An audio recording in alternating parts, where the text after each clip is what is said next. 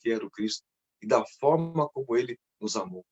Então, o primeiro ponto de reflexão com a história de Maria de Magdala e esse exemplo do Cristo é que caridade é, antes de tudo, um sentimento.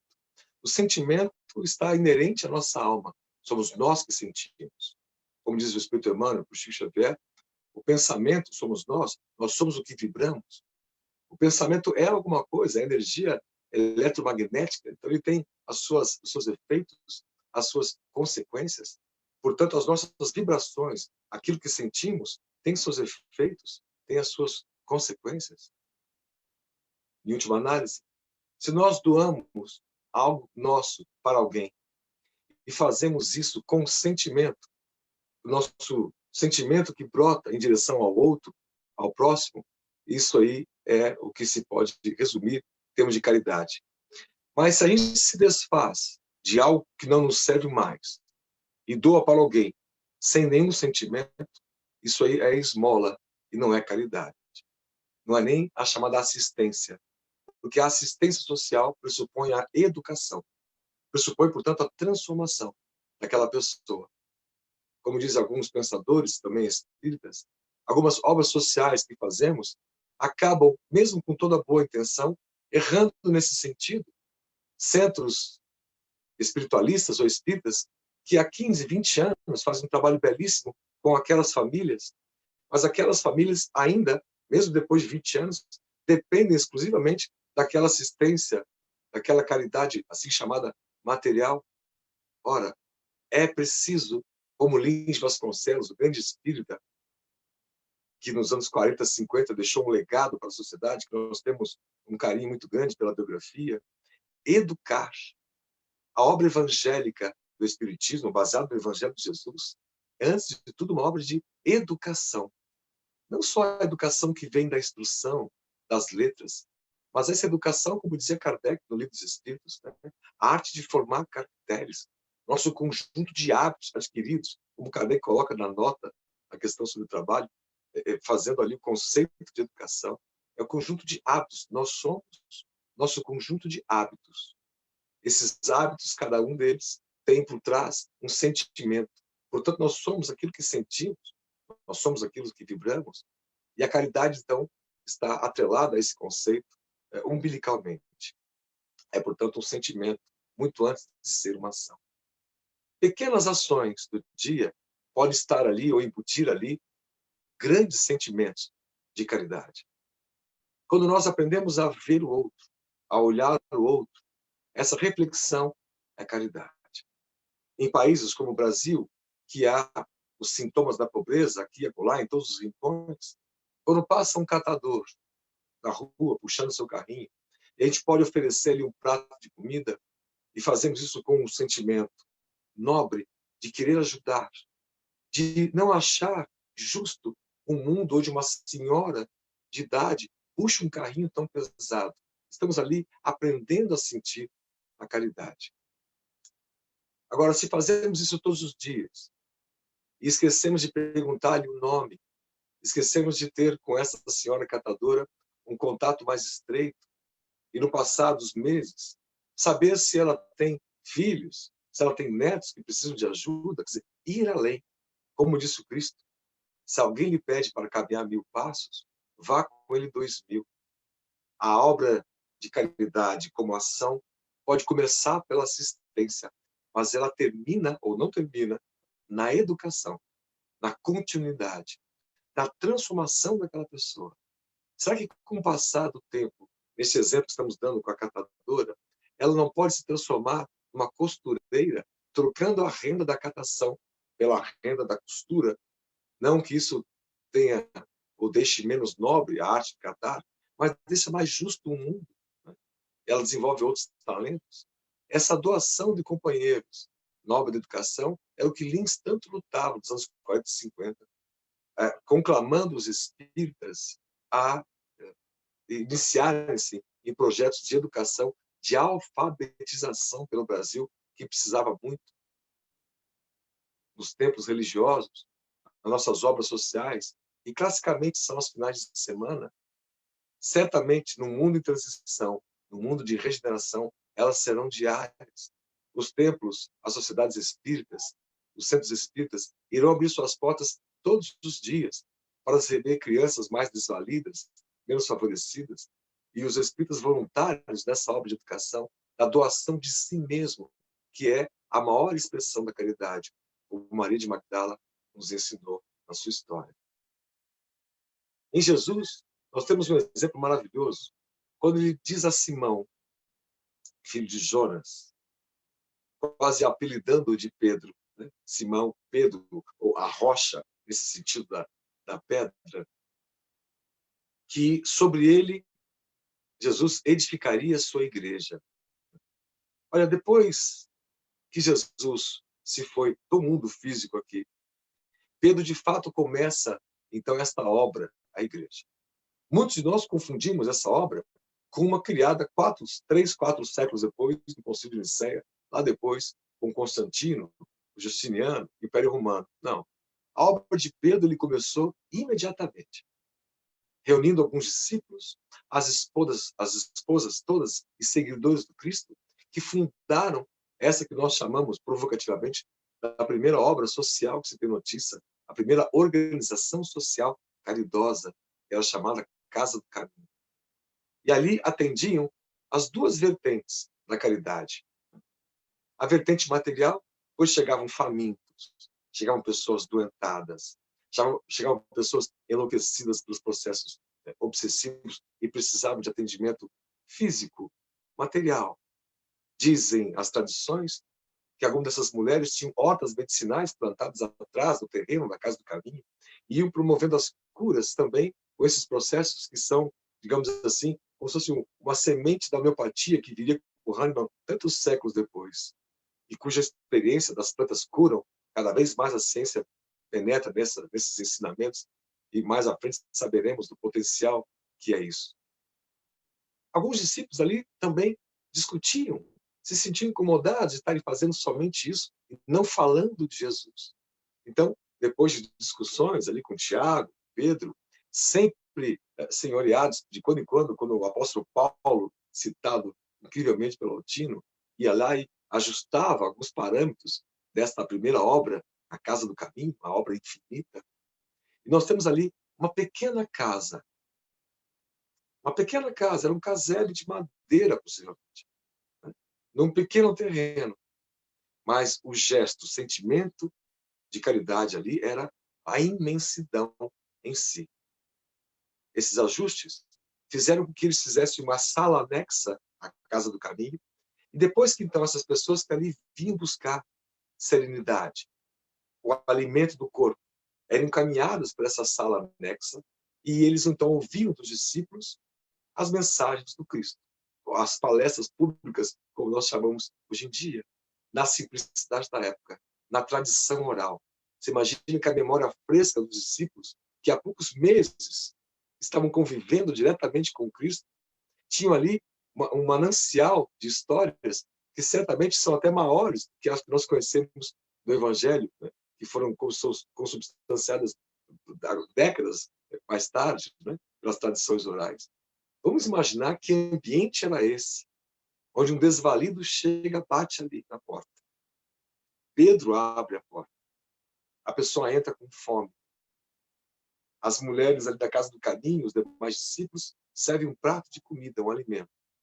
Trocam suas vestes.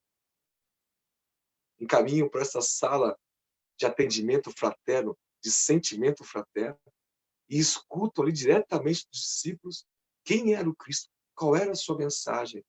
E a mensagem, em resumo, é: amai-vos, como Cristo nos amou.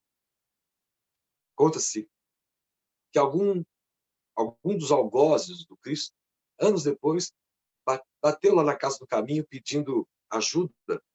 Pedro, quando percebeu que era um dos algozes do Cristo, resolveu fechar a porta como se fingisse que ele não estava ali. A sensação, o sentimento de indignação. Eu vou atender essa pessoa que nos fez tanto mal, fez tanto mal ao Mestre. Neste momento, a luz que inunda a Casa do Caminho era diretamente do Cristo, dizendo: Pedro, é a ele quem devemos atender. Porque não são os sãos que precisam de médico, são os doentes. Este é o irmão doente da alma. tudo que ele fizera antes está agora no processo difícil, vivendo uma aprovação grande, uma expiação grande pela doença, está ele mesmo quitando e precisando desse amparo.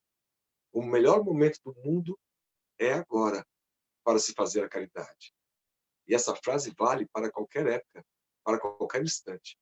Qual é o melhor momento que nós podemos fazer a caridade? Agora, sentindo, vibrando, pensando. Vou pedir licença aqui para o exemplo pessoal. E foi uma pequena bronca que levamos do Raul Teixeira, quando éramos jovens, lá na Sociedade Espírita Renovação, onde a mãe frequentava e eu antes ela morar na Inglaterra.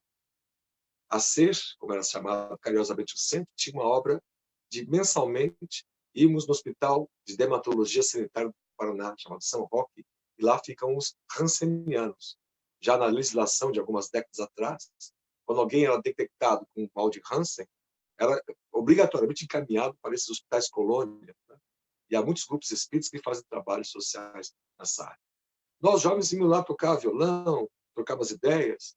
E uma vez o médium, Raul Teixeira, então querido professor, nos disse, estava em Curitiba, onde ele editava seus livros, ele perguntou para os jovens, então, e para mim pessoalmente, onde é que nós iríamos aquele domingo? E eu falei assim, a gente vai lá fazer a caridade. E ele me corrigiu de uma maneira brilhante, que era com aqueles olhos verdes, fulgurantes, para o meu filho, você não vai fazer a caridade. Porque a caridade quem faz são eles que estão lá, pela vida que tiveram, pela vida que têm, em os receber, com um sorriso no rosto, embora toda expiação que passa. E nós nunca mais esquecemos daquilo.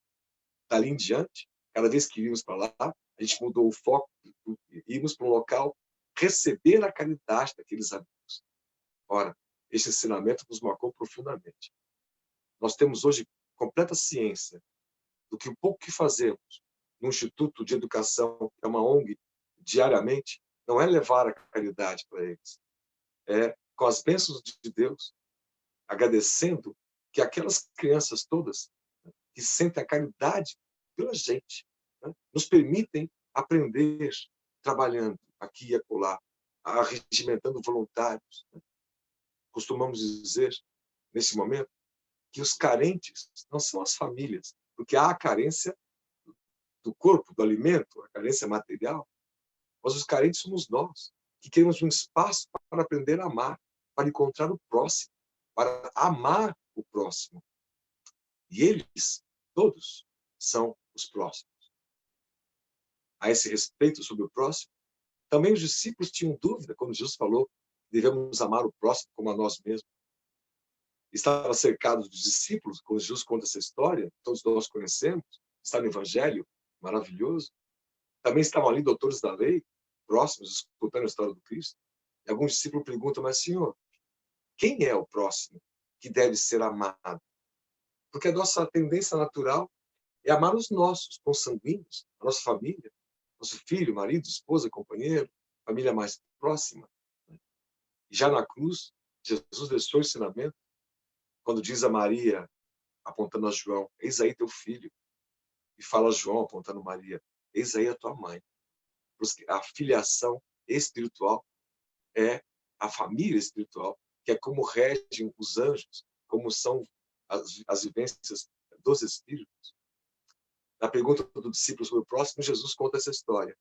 Descia um homem de Jerusalém a Jericó, lá o samaritano, que atende este homem que descia de Jerusalém a Jericó, e é apanhado ali por ladrões, sofre ali a violência física, é roubado. E Jesus tem a coragem de dizer, passa um doutor da lei e nada faz. Passa um rabino e nada faz. Passa um samaritano, que era tido como um pária da sociedade à época, né? Eram os judeus que se mesclavam com os gentios, nos casamentos, etc. Então não eram considerados tão puros pelos fariseus, os doutores da lei. Né? E Jesus dá esse exemplo. Justo aquele ser que nós costumamos não ver, é invisível, é o que faz a maior expressão da caridade. Atendendo aquele ser ali naquele momento, levando ele para suas estalagens, né? Dando-lhe abrigo. No dia seguinte, lhe dá algumas moedas para ele seguir viagem. Vá com ele 2000. Então, a casa do caminho é uma obra fisicamente pequena, mas sentimentalmente infinita, maravilhosa. E essa é a expressão da caridade. Não devemos confundir caridade com a doação de coisas, muito embora a doação de coisas são importantes no processo da caridade, mas especialmente a doação do nosso tempo, do nosso olhar, do nosso sentimento. Nós podemos, num país como o Brasil, alguém bater no vidro do carro para pedir algum recurso, alguma esmola, abaixar o vidro e até ofertar algum recurso, como fazia Chico Xavier, que ao visitar os bairros mais pobres, distribuía um dinheirinho para um e para outro, mas ele fazia aquilo imbuído de sentimento. E com Chico, nós aprendemos a expressão da caridade maravilhosa, pois ele diz: não devemos, ao fazer esses processos de caridade, sentir que nós somos superiores àquele a quem recebe a nossa ajuda. Muito pelo contrário. E aí nós percebemos um certo desaviso, de nossa parte, muitas vezes, que vamos fazer uma obra em algum local e vamos dizer assim, aquelas pessoas, né, que são espíritos ainda no processo de construção, e nós que já somos superiores porque somos espíritas, olha, aí não tem caridade. Né? Vou fazer um trabalho social, vou doar uma cesta básica, essa sensação de sentir-se superior ao outro que recebe ajuda não é um processo de caridade.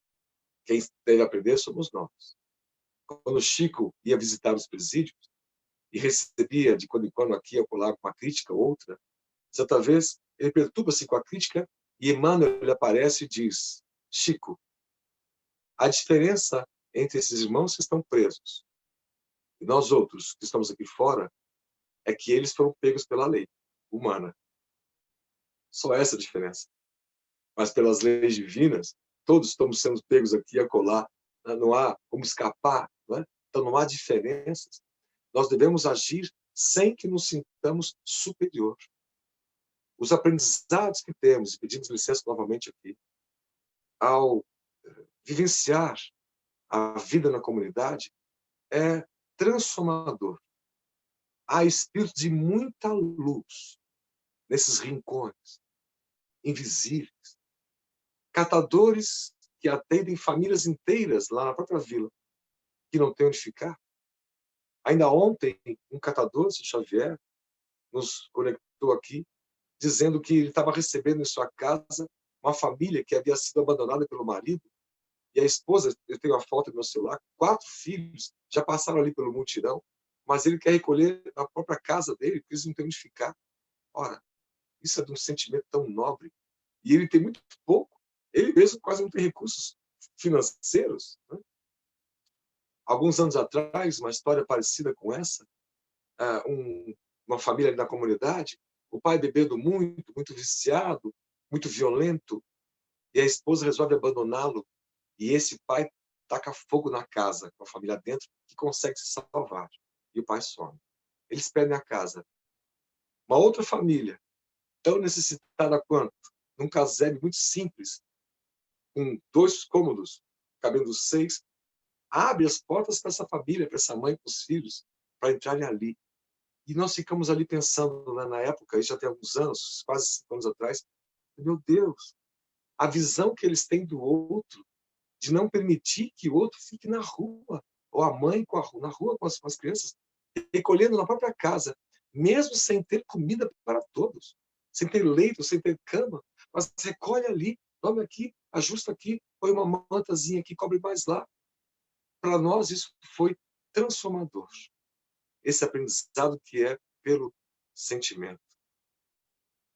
Bom, avançando com Jesus, nós temos aqui no quadro que colocamos propositalmente, de Francisco de Assis, que é também um exemplo sublime da mais alta postura de sentimento, de magnitude, de caridade. Este exemplo de pequenos gestos podem esconder ali grandes sentimentos. Vocês aí estão mais próximos aí na Europa, nós podemos conhecer a Porciúncula, a igrejinha de Francisco de Assis, que é pequena, é muito pequena. Um conjunto de pedras ali amontoadas singelamente, mas ali há um infinito de sentimento. E essa é a expressão da caridade, né? O gesto menor que seja, se imbuído do maior dos sentimentos, é a expressão da caridade. E Kardec, mais tarde, vai dizer que fora dela, fora deste sentimento pelo outro, pelo próximo, por todos os outros, todos os próximos, não há salvação. Com Francisco de Assis, a gente aprende esse valor da humildade, de não se sentir superior, de não se sentir superior. Embora ele tivesse alguma inquietude em relação a Roma e toda a riqueza que representava na época, ele tinha ali com ele aquela vontade de continuar amando, aquela vontade de continuar amando a natureza, conversando com as plantas, conversando com os pássaros. Nós podemos imaginar, se pudéssemos filmar o sentimento, a aura de Francisco de Assis em conversando com a natureza, qual é a magnitude disso? Então, aquela pequena igrejinha, que hoje tem uma igreja gigante, já, né, que a cobre para os turistas, etc., escondia ali um sentimento dos mais puros, dos mais nobres, que só uma obra do tamanho, um ser do tamanho de Francisco de Assis, para compreender a magnitude do ser maior que nós temos, que é Jesus.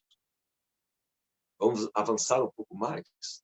E vamos ter em Pestalozzi, nós traçamos esse exemplo aqui, que também foi citado pelo amigo querido, pelo Altino, cuja obra de pedagogia, de educação, tinha um princípio, uma base, que era o afeto. Ora, a palavra caridade, na sua etimologia latina, vai dar graça, vai dar afeto.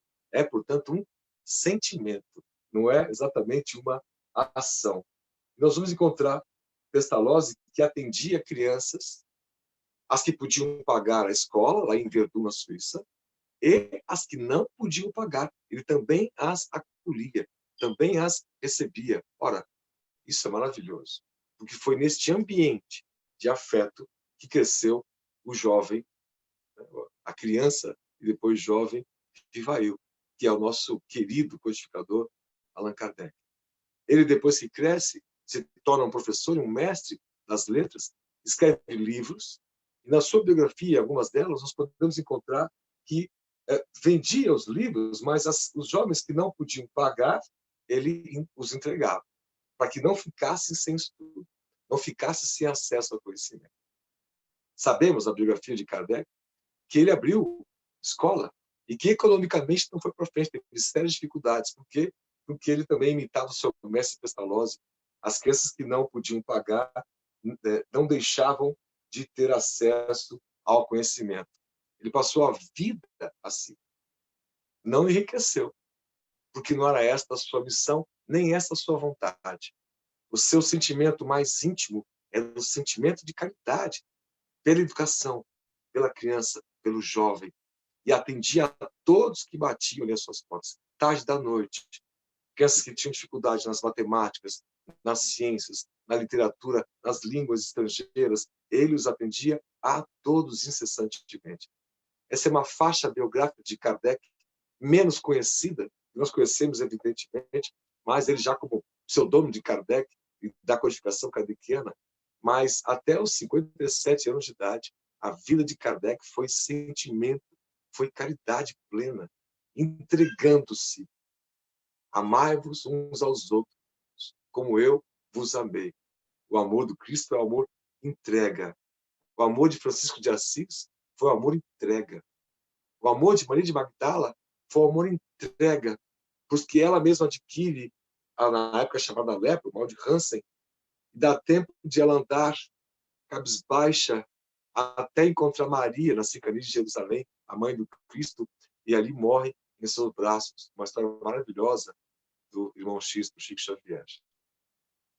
A obra de Francisco de Assis, de Pestalozzi, é caridade. A obra espírita, por si mesma, por essência, é caridade, porque é sentimento. Por isso a fala do Altino é tão importante. O Evangelho nunca foi tão necessário de ser compreendido. Nas obras sociais das casas espíritas, nós temos que ir além das doações, para que a educação possa encontrar os seus mecanismos de transformação. Nós temos que, ainda que sempre possível, ampliar as possibilidades de atendimento, seja a obra de Divaldo Franco, A Maçã do Caminho, é uma escola diária que recebe milhares de alunos. Esse é um sonho de todo educador, né? Porque somente de final de semana, ainda que pese a lógica positiva de ter a obra, mesmo somente aos finais de semana, já é um grande gesto, já é uma saída da inércia, né? A educação pressupõe que possamos atender essas crianças diariamente. Nós temos em países como o Brasil milhares de crianças, são milhões de crianças que não conseguem escrever o nome com 9, 10 anos de idade. São jovens que concluem o ensino médio aqui no Brasil e são chamados analfabetos funcionais. O nosso país tem, segundo o IBGE, um terço do país. 30%, 29,9 alguma coisa por cento analfabeto funcional. Esses catadores, catadoras, não sabem ler, e o sonho deles é saber ler, é saber escrever. E esta oportunidade de sentir por eles, todo o amor do mundo, é o aprendizado do Espírita em relação à caridade. A instrução é fundamental, mas antes dela, segundo o Evangelho, vem o amor. Amai-vos, no primeiro ensinamento, instruí-vos, no segundo ensinamento. Portanto, toda oportunidade de fazermos uma caridade material é antes uma oportunidade da caridade moral, de elevarmos nossos pensamentos, de olharmos o outro que não é visto, que é invisível. A mãe comentava comigo agora há poucos dias atrás, um exemplo bem interessante, muito digno. Quando nós, na simplicidade de recolher o lixo de casa, separamos, organizamos, tomamos o cuidado com os vidros quebrados, estamos pensando naquele lá na frente, no coletor, que vai colher aquele lixo. No país como o Brasil, onde a maior parte desse lixo é coletado pelas pessoas, pelos catadores, né? Então, quem zela por si, pensando na frente, está fazendo consentimento, porque enxerga o próximo. Enxerga o próximo mais próximo e o próximo mais distante. Temos que nutrir esse sentimento, pois que é dele que nós vivemos enquanto espíritos espíritas. É esse o maior aprendizado, talvez o maior legado que Kardec nos deixou, além da filosofia baseada na ciência da doutrina espírita, é a filosofia e a ciência serem revestidas pelo sentimento do amor, por esse aspecto moral que transcende a intelectualidade. E segundo a questão 780 de O Livro dos Espíritos, é o progresso intelectual, o primeiro deles que vem à frente, e o progresso moral dele decorrente.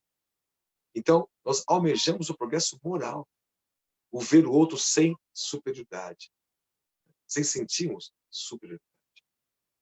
E nós aprendemos tanto, mas tanto, com esta gente chamada carente, que nós vamos entendendo que carentes somos todos nós, que temos acesso e possibilidade de estendermos uma mão amiga, uma palavra fraterna, ou a doação de uma roupa, ou a doação de um alimento. Contamos há poucos dias um jovem na comunidade que foi preso, e alguns voluntários ficaram ressabiados, pois aquele jovem preso se envolveu com drogas, né? E era um bandido, um ladrão, merecia anátema, como se dizia no Evangelho. Até aprendemos com uma senhora querida, Dona Régia, que está lá há muitos anos na comunidade, há mais de 40, é de lá. Muito simples, ela não é estudada, tem muito pouca instrução, mas uma grandiosidade de coração que nos faz sentir a humildade de perto. Ela diz: Dani, o que as pessoas veem nesse jovem de 20 e poucos anos, agora bandido, eu vejo nele aquela criança que vi há 10 anos atrás, quando ele tinha 12 anos de idade. Uma criança que sorria, que jogava bola, que saía do colégio e não tinha outro lugar para ficar. Não havia ainda algumas organizações sociais, como a dela, como o Mutirão, que pudesse acolhê-los, dar algum ensinamento a mais fora do colégio. eu vejo aquela criança sorridente.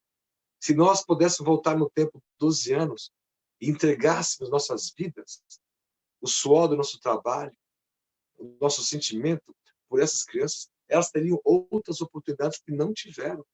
E o desfecho da história seria outro. Então, ela me ensinou aonde os voluntários aqui, que vêm com seus carros, né, lá do centro da cidade, vem nesse jovem bandido, eu vejo uma criança que nós não conseguimos atender a tempo, porque não tínhamos tempo, tínhamos outras prioridades. Então, é preciso, para nós espíritas, refletirmos sobre a caridade nesse aspecto do tempo. O tempo que dedicamos ao próximo pelo sentimento, pela vibração, pelo pensamento. Na obra Nosso Lar, Chico Xavier, André Luiz está ali perambulando e perguntando, né, nos primeiros dias na cidade, e certa noite, quando o Ulisses convida ele para caminhar à noite, ele vê o luar, vê aquela paz, e diz, nossa, eu estou inundado por essa paz. Da onde vem? Como se viesse dos espíritos só superiores que habitavam o nosso lar, ou de outras esferas. Ulisses responde, não, isso vem de uma vigilância que todos nós mantemos aqui, a pedido do nosso governador espiritual, do nosso lar. Para que não alimentemos pensamentos de raiva, para que não alimentemos pensamentos de desordem. Assim, na somatória dos pensamentos de todos, sempre buscando a paz, a calma, o silêncio da prece. Toda a comunidade é abastecida com essa paz que vem de cada um de nós. Ela vem de forma coletiva, como se fosse de baixo para cima. Nós escutamos isso ontem no audiolivro, eu falei, meu Deus do céu. A gente fica imaginando que somente os seres de luz podem nos pacificar, nos esquecendo que somos nós que promovemos a paz. É o sentimento que vem de cada um de nós. Então, se nós estamos indignados com alguma coisa da política, do governo, da economia, né? Se nós não formos vigilantes, nós alimentamos um padrão vibratório que é pernicioso, vai nos fazer mal. De repente, mais à frente ali, alguém adoece. Nós nem sabemos por quê. Né?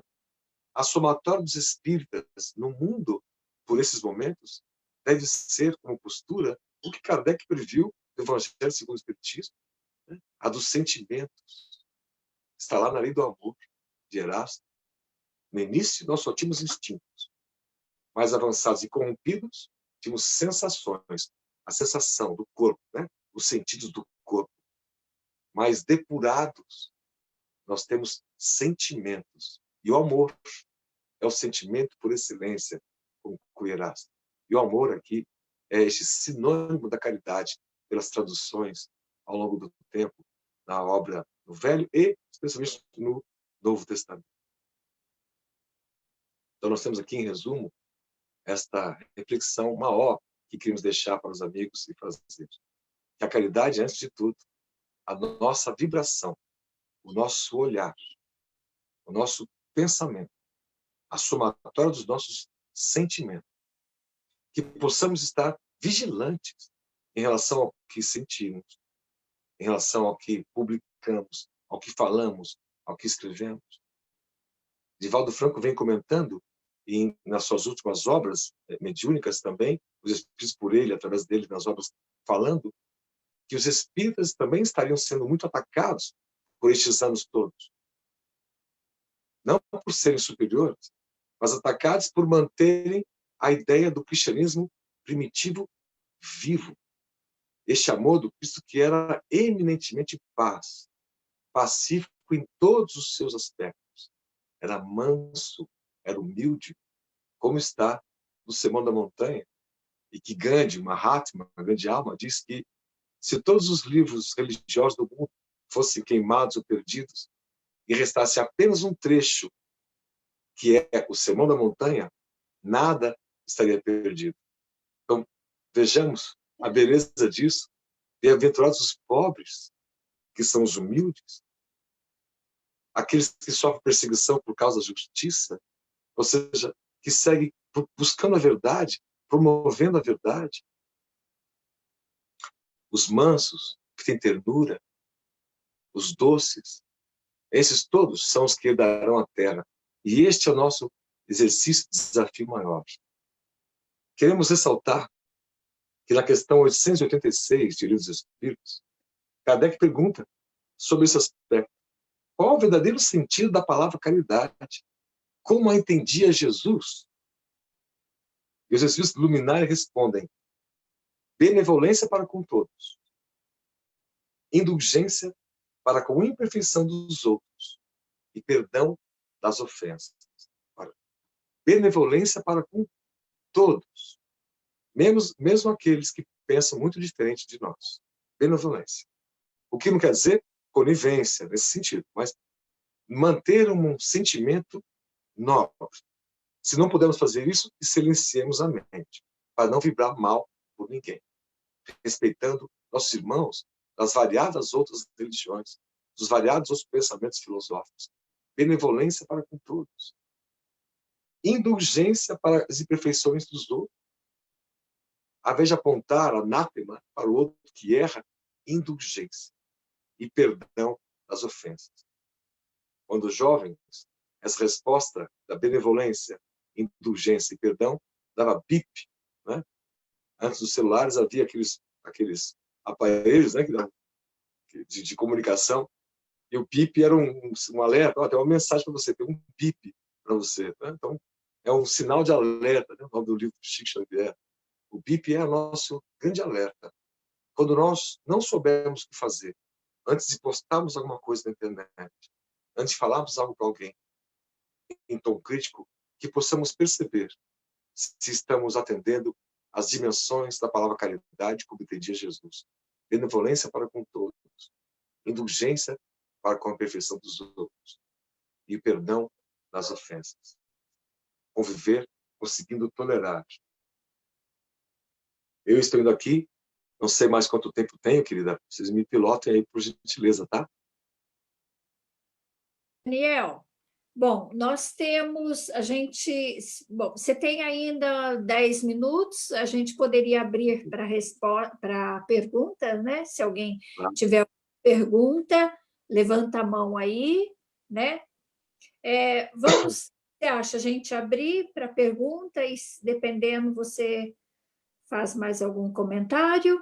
Vamos ver se a gente tem alguma pergunta entre os participantes.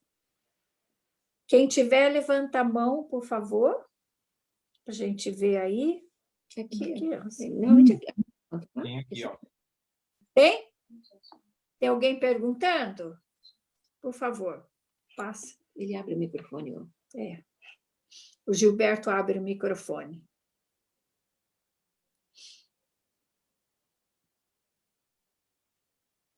Muita emoção, filhão. Obrigado, viu?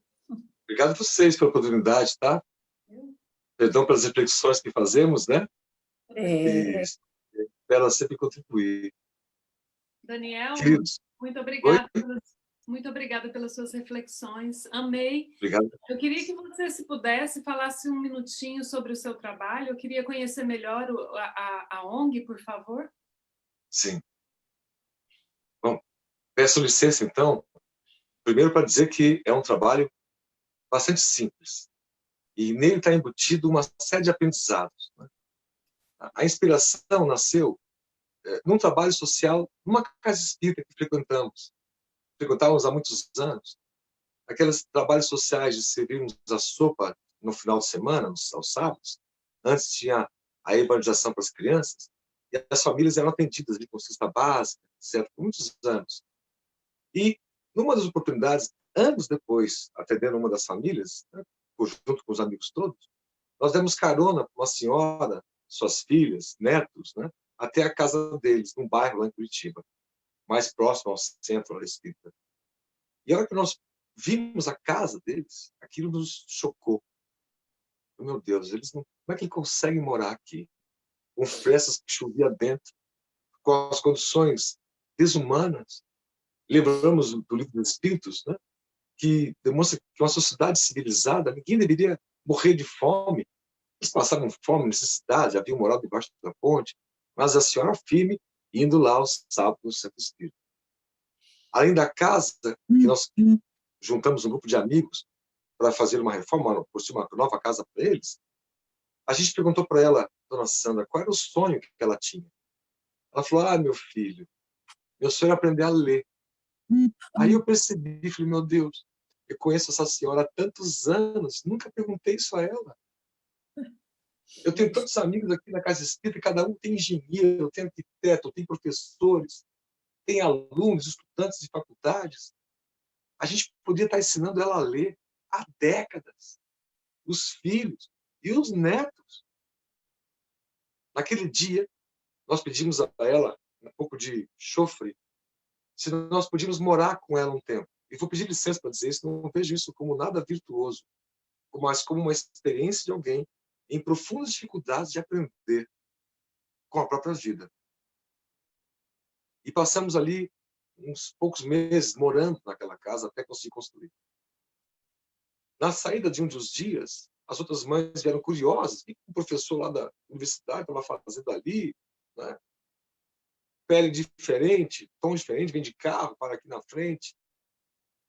E nós comentávamos que tínhamos um sonho de organizar, de repente, uma obra de educação, percebendo que aquelas crianças tinham muita dificuldade de aprendizado, de escrever o nome, mapeávamos isso naquele comecinho, e uma mãe toca no nosso braço, vizinha da dona Sandra, diz: meu filho, se pudesse abrir um espaço para acolher, porque tinha aqui uma ONG das irmãs e elas fecharam por falta de estrutura financeira, a prefeitura parou de doar o dinheiro ali, eles tiveram que fechar a ONG, e aí as crianças ficam soltas na vila. Aí aquilo foi para nós o derradeiro momento de imediatamente, talvez guiados pela biografia de Lins Vasconcelos, né, que lutou tanto pela educação, amparados na biografia do grande Bezerra de Menezes, o médico dos pobres que se doava. Meu Deus, a gente cita tanto essas personalidades nas palestras, né? Cita Gandhi, Irmã Dulce, Madre Teresa, Francisco de Assis, Dr. Bezerra de Menezes. Nós podemos, então, aprender um pouco com eles e tentar seguir um caminho, devagarinho, e seguindo e aprendendo. E assim abrimos essa lógica de educação. Do contraturno da escola deles, ajuda a fazer lições de casa, né? Onde ele tem mais dificuldade. Aí percebemos que a escola pública não passa a lição de casa. Na escola particular, as crianças ficam a tarde inteira fazendo lição. As mães têm até que ajudar. Na pública, eles não passam lição, dá menos trabalho, ou tem poucos recursos para trabalhar. Então, a gente começou a elaborar lições de casa para fazer ali mesmo. E assim a coisa foi tomando um rumo. A assistência vem na esteira, porque são famílias que precisam. Nós mapeamos, alguns meses depois, percebemos que havia crianças que iam por causa do lanche. Meu Deus do céu, então vamos reorganizar aqui e acolá. E assim foi informática, tecnologia, e fomos sonhando com tudo que era possível na melhor das escolas particulares do mundo, inspirados em Pestalozzi, né? No sentido da pedagogia do afeto como princípio, né? E juntar voluntários para que possam se doar neste conceito de que não estamos levando a caridade, muito menos eu fazendo a caridade, mas sim aprendendo, né? Com eles. Isso foi meu doutorado. Nós trocamos um doutorado aí na Alemanha por essa atividade, e isso foi o maior aprendizado que eu tive na minha vida.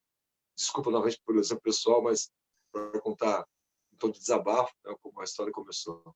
Hoje vocês atendem quantas crianças? Eu acho que estamos nessa pandemia, as famílias atendidas aumentaram por conta da assistência, né? Mas de forma regular, ali perto de 30 famílias, com cerca de 50 crianças, né? Que vem de manhã, vem à tarde, né?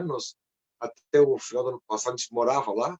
A minha filha Maia, eu tenho 2 filhos já grandes, fazendo mestrado, mas eu tenho uma bebê de 1 ano, nasceu lá na comunidade, nasceu lá dentro da ONG, né? Então eu fiz questão de que ela também tivesse esse aprendizado, né? Para nunca mais esquecer. E hoje vocês recebem subvenção? Parte dos recursos como subvenção? Isso. Ainda funciona as ONGs. Veja, o meu lado professor fez eu aprender que não adianta a ONG viver do dinheiro da prefeitura. Então, eu sempre recusei apoio financeiro do poder público, porque se a ONG é não governo, né? Então, só que a gente cai também numa questão que é aquela um pouco quase não profissional, que são as doações, né? Mãe ajuda aqui, os amigos daí ajudam muito.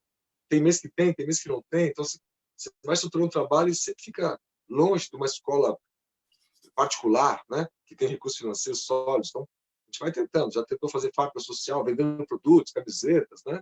Para poder sustentar a operação, para dar mais autonomia. E ainda sonho com isso, com essa parte da autonomia, mas tem muitos anos pela frente. Espero que Deus nos proteja e nos ajude a encontrar caminhos, né? que não sejam só baseadas em doações, né? Obrigada. Obrigado. Encerramos, meus anjos.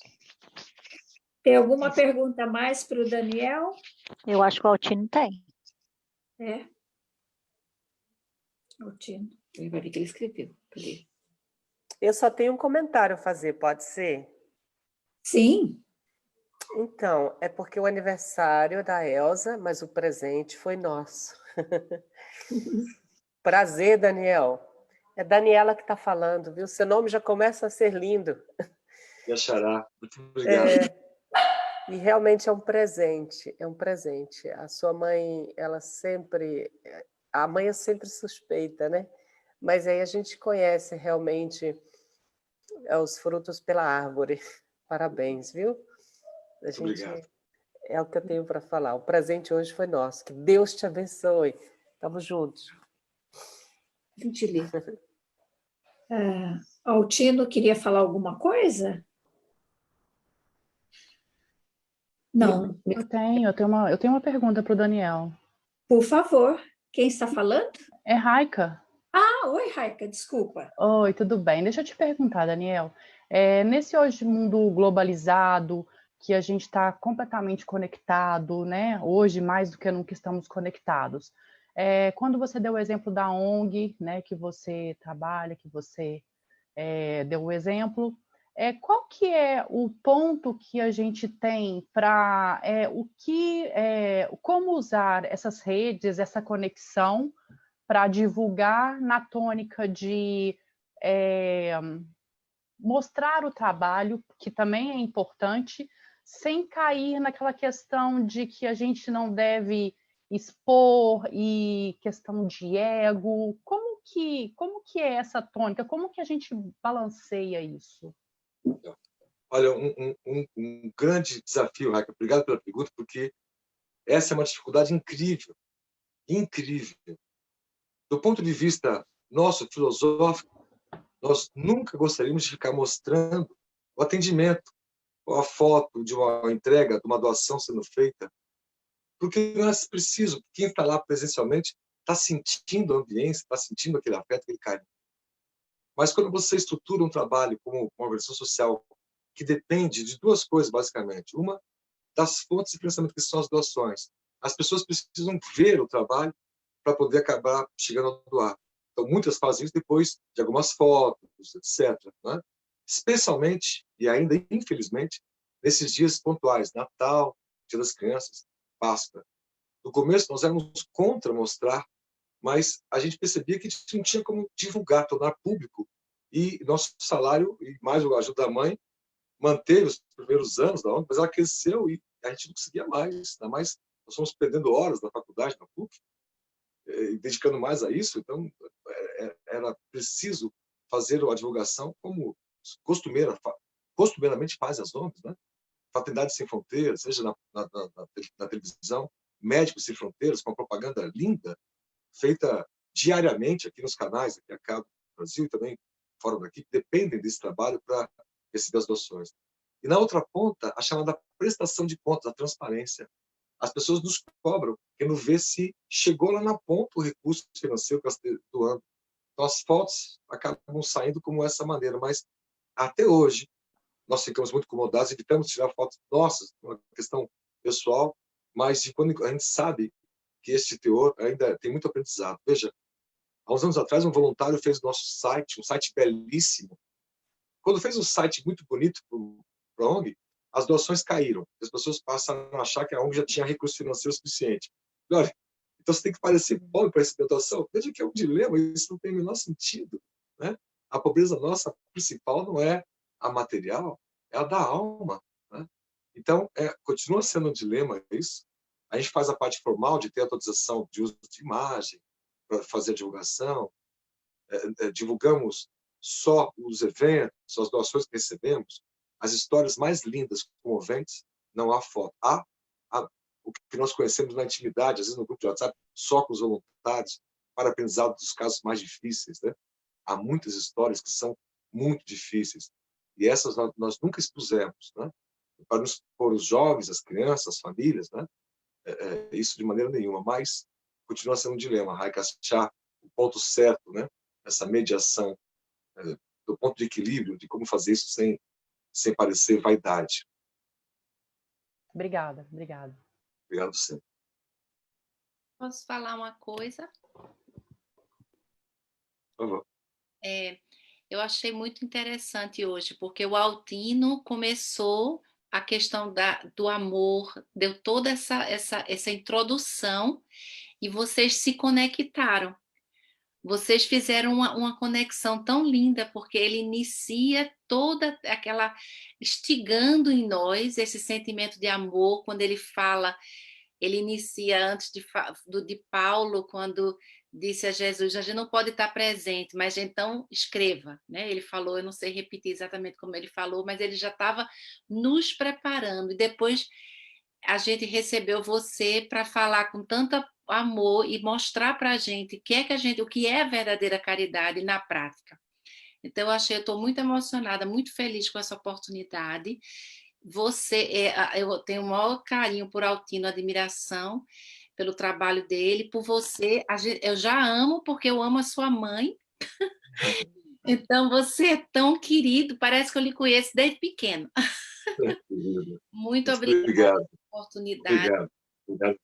Eu quero dar os parabéns para os dois, porque hoje vocês dois estavam iluminados. E assim, a sensação é que Jesus é aqui presente entre nós, e iluminando Altino, iluminando Daniel. Que Deus os abençoe, vocês. E agradeço estar aqui presente nesse momento, assim, nessa união. E eu senti aqui também, desde que Beth, todos começaram a falar, o sentimento de amor de todos. Feliz de lhe conhecer, viu, Daniel? Porque é só virtual. Eu que sou feliz e emocionado pelas suas palavras. Obrigado mesmo. Nossa, obrigado. A gente ama vocês e ama sua mãe muito. E você é irmão do Altino, porque ele também se sente filho. E eu também me sinto filha, não sei, a gente vai ter que brigar aqui para ver. Ela é mãe de todos. Deus abençoe vocês. Muito obrigada por estar aqui presente. Tem tempo ainda para mais uma pergunta, Beth? Sim, por favor, Ângela. Ângela que Oi, faz o Daniel com o Romiléssia. Oi, Daniel. Oi, querida. Prazer ter você aqui com a gente. Eu não sei se você lembra de mim, quando você morou aqui na Inglaterra, a gente ia se encontrava ali no Solidarity. Você era tão novinho! Hoje nós estamos tudo igual. Ô, Daniel, nós temos um trabalho aqui de assistência aos desabrigados de rua. A sua mãe, várias vezes, esteve lá com a gente, sempre dando um suporte. O Fraternity sempre nos auxiliando, pedindo voluntários. A gente está sempre ali divulgando esse trabalho, porque, como você falou, se a gente ficar sem divulgar, ninguém vai conhecer. E tem muitas pessoas que querem fazer, mas não sabem nem aonde ir. Então, eu tinha também essa visão sua, mas aí eu descobri que se você fica escondida, você fica esquecida, né? Então, fica só aquela... E a gente vê que a divulgação é importante nesse trabalho, porque muitas pessoas estão procurando fazer a caridade, mas não sabem nem aonde ir, né? Agora, aqui na Inglaterra, eles têm um problema muito grande com religião, que a gente sempre tenta trazer o conforto religioso para eles, de Deus, mas existe uma negação, existe, às vezes, até uma revolta, Deus não existe. Então, você teria alguma experiência ou alguma ideia de como a gente poderia trazer um pouco da religião, de Deus, né? Da presença de Deus na vida dessas pessoas? Olha, puxa, contribuiria muito pouco com uma reflexão, porque essa realidade religiosa aí, de fato, é diferente da nossa aqui, não é? Aqui a dificuldade é de outro tipo. Você pode, ao falar da sua religião. Uma outra pessoa pode, como já aconteceu lá na vila, né, dependendo da religião que ela tenha, ficar um pouco assustado ao saber que somos espíritas, por exemplo, né? Mas, em geral, nós conseguimos tecer lá boas relações com os irmãos católicos, na horta que eles tinham atrás da ONG, com os irmãos evangélicos, como o Sr. Xavier Católico, que são amigos nossos, estão lá conosco no dia a dia, né? E nós dizíamos lá, esses anos todos, que o princípio do afeto, essa espiritualidade que o afeto traz, ele banha todas as religiões, então fica indiferente qual religião que cada um tinha, né? Talvez essa mesma lógica do afeto pode fazer bom efeito para as pessoas que não têm religião ou mais materialistas, né? O mundo sofre uma pandemia também de depressão, né? E nessa lógica, alguém que possa levar uma palavra amiga, né? Levar um carinho, pode chamar a atenção da pessoa e para que lentamente ela possa eventualmente sentir interesse de por que você é tão carinhosa comigo, ou tão afetuosa comigo, e mais à frente, num outro momento, né? Outros momentos, possa haver a chance de mostrar, eu creio nessa filosofia que é baseada na ciência, né? Que me ensina uma religiosidade nova para este novo mundo, né? Mas acredito que a lógica do afeto, do próprio exemplo, né? De a gente manter uma postura tranquila, pacífica, feliz, né? Possa ser o melhor caminho, né? Para chamar a atenção dessas pessoas mais materialistas, mais enraizadas nas ideias materialistas, né? Que vão encontrando dificuldades de consolo no mundo atual, né? Então também sofrem elas, né? E quando se encontra um sorriso pela frente, a tua primeira reação é: por que a pessoa sorri, né? Eu me sinto tão bem com o sorriso. Pode haver aí um link, né? Que permita mais à frente um trabalho carinhoso de atendimento fraterno, propriamente dito, né? Acho isso, Anjo. Obrigada, viu, Daniel? Obrigado a você. Venha mais vezes falar conosco, foi muito bom. Obrigada. Agora o pai é o Altino. Pode falar uma coisinha? Sim, só um minutinho. Tá. O Altino... Oi! Oi! Altino e depois a Jussara dos Estados Unidos. Eu também quero falar. Oi, gente. Eu só gostaria de falar uma reflexão aqui muito rápida na questão que a Ângela Mazzucco fez, a questão de levar a religião. E isso é um ponto muito delicado mesmo. Principalmente onde as pessoas não têm o mesmo princípio religioso com o nosso, mas eu, como estudando Paulo e Estevão, tem um ponto que é muito interessante, que eu não gostaria de deixar passar em branco aqui, porque a ocasião agora o pede. Quando Estevão está sendo apedrejado, ele diz o seguinte a Abigail: eu fico com Cristo. E Abigail pergunta: quem? Quem o quê? Deixa eu mudar. Você está mudo. Alguém? Ok, agora voltou. E ele pergunta, então, quem é o Cristo? A Abigail pergunta a ele, quem é o Cristo? E Abigail torna-se cristã, como é o capítulo seguinte, não é? Abigail cristã. Ela se torna cristã pelo exemplo de Estevão, que se ele foi capaz de perdoar, então a gente tem que separar uma coisa que é muito importante. Eu estou fazendo ou faço o que eu faço, não é para que ninguém se torne cristão. Isso é um caminho individual. Isso é um encontro que cada um vai ter.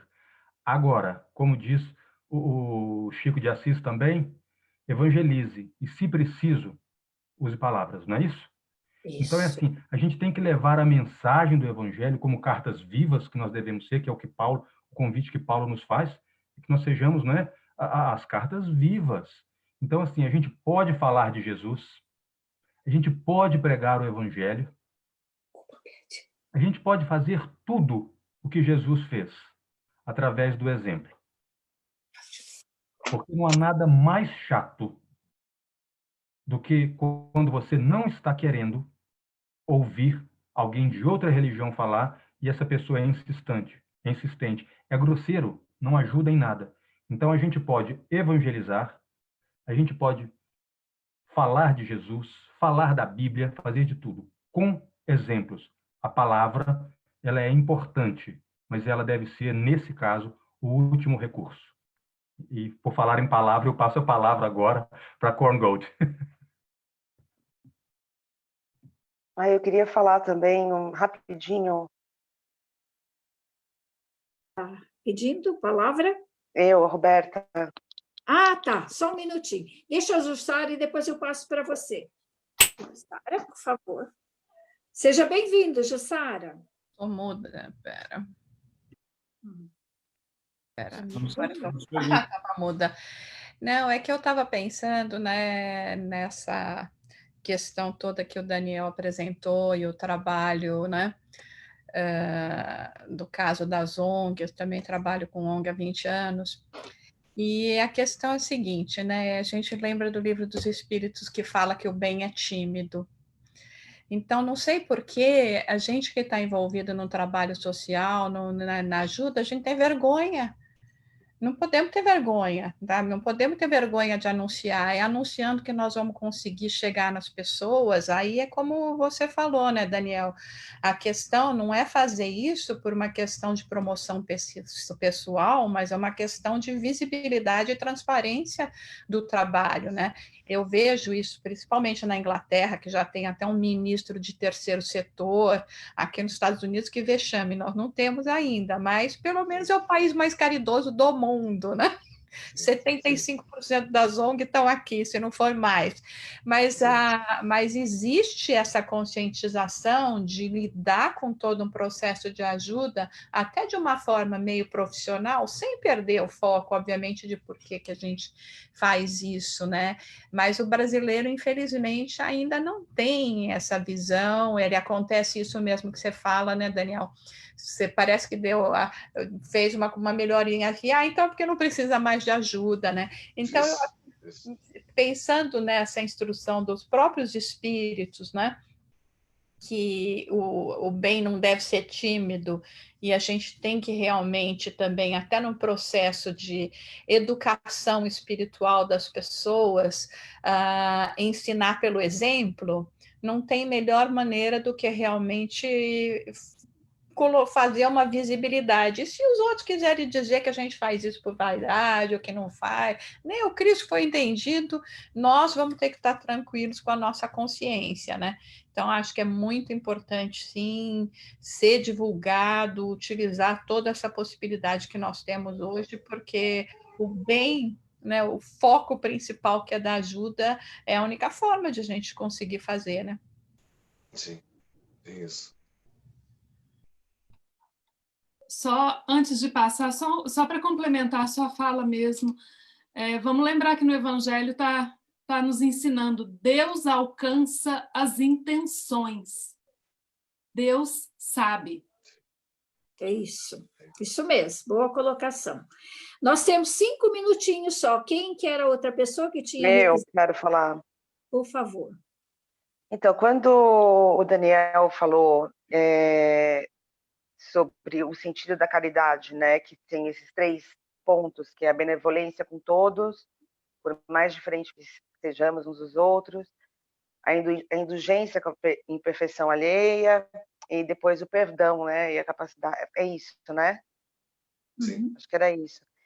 Sim. Eu senti um conforto, assim, por uma situação muito particular minha, que eu estou vivendo agora dentro desse lockdown, que eu convivo com essa pessoa e que, por mais que muitas pessoas não entendiam por que eu convivia com ela, não é um amigo só, né? Não é um parceiro romântico, nada, é um amigo. E não entendiam por que eu era benevolente, ajudava, não sei o quê, mas porque eu sempre via nessa pessoa, na verdade, como a pessoa falou, eu vejo nesse bandido menino, eu via nessa história, a história dessa pessoa, sabe? Filho de 14 filhos, e tudo, enfim, eu tenho um histórico dele que eu consigo entender, que é arrogância, tudo muito baseado também na insegurança, eu via todo esse lado. Uhum. E essa indulgência, e agora eu entendi isso, assim, a indulgência com a imperfeição Mas tem uma coisa que eu me cobro muito, porque eu acho que se eu tivesse colocado, não tivesse sido tão indulgente com a... Porque, claro, eu sou humana e chegou num momento, num ponto, que eu não aguentei mais. Eu não aguentei mais ser pisada, ser... Sabe? Eu falava, mas como, né? Pera, a gente tá aqui convivendo e teve um dia que eu explodi, né? Explodi completamente, assim, sabe? Para mim deu, assim. E a gente está no lockdown juntos, não temos como sair, é uma situação completamente louca. E eu perdoei, porque assim, eu ainda continuo vendo a pessoa que eu sempre vi. Eu falo, por mais que... porque ele falou que eu não sou mais amiga dele, porque perdi. Falei para ele horrores, coisas que não devia ter falado. Foi muito difícil me perdoar de ter perdido a paciência. E, né, inclusive, eu fui no centro para pedir um auxílio espiritual, porque a primeira coisa, ainda não tinha entrado no lockdown, de me perdoar. Mas esse limite da indulgência, é isso que eu agora quero muito me questionar isso, sabe? Não é a primeira pessoa que isso acontece comigo. Parece que eu dou corda para a pessoa, e a pessoa tá fazendo coisas que você fala, nossa, mas por quê? E você, não, tudo bem, porque eu tô vendo que não é como sou eu, não é comigo, é uma coisa dela, ela tá projetando, e você vai deixando a coisa acontecer, e chega num ponto que fica insustentável. E aí depois eu perdoo, mas é tão complicado, mas obrigada, porque eu acho que você trouxe mais alimento para minha reflexão sobre isso. Mas ele não me perdoa, e é muito louco, são 12 anos de amizade, tipo assim, uma vez que eu explodi de todos esses tempos, sabe? E não me perdoa de jeito nenhum, não me perdoa, não olha na minha cara, não fala comigo. E dói pra caramba, sabe? Porque falou, nossa, cara, foi uma vez que eu explodi com você e foi toda a nossa amizade, e tudo que eu investi em termos de indulgência, de benevolência, na relação, em você, pra nada, né? Mas eu acho que, assim, é só um comentário que não sei se você teria alguma coisa a acrescentar com relação a isso, isso aqui é confuso. Roberta, querida, que bom você estar com a gente, né? Com certeza, hoje, a explanação foi para todos nós, né? Todos nós, cada um de nós tem a nossa... Nossa cruz, né? Nossa cruz. Mas nós do Fraternity, nós temos um atendimento fraterno. Se você quiser entrar, se você quiser depois falar conosco. Eu quero fazer uma terapia rápida. Está no nosso site. Nossa, o coração às vezes fica tão apertado, sabe? Preciso, é bom, né? Então, você conta com o nosso atendimento fraterno. Então, depois a gente conversa sobre isso, tá bom? Tá joia. Obrigada. Então, eu quero... Obrigada, gente. Quase no nosso tempo, de novo agradecer ao Daniel a oportunidade que ele nos deu, ao Altino, que foi maravilhoso também. E neste momento, nós vamos, então, nos preparar, viu, Roberto? Vamos nos preparar agora, se você puder pôr uma aguinha aí para fluidificar, tá bem? Então, vamos nos preparar para que os nossos corações, nesse momento, sejam fortalecidos, né? E antes de encerrar, eu vou fazer as vibrações e depois vocês não saiam, porque nós temos um vídeo bem bonito que foi lançado essa semana e esse vídeo vai ser uma prece, né, para o nosso planeta. Então, ali vai ser uma mensagem de conforto, de vibrações de amor para o nosso planeta Terra. Então, que no momento que vocês estiverem assistindo, que a gente possa estar conectados, porque é um momento especial onde nós estaremos vibrando juntos pelo nosso planeta. Tá ok?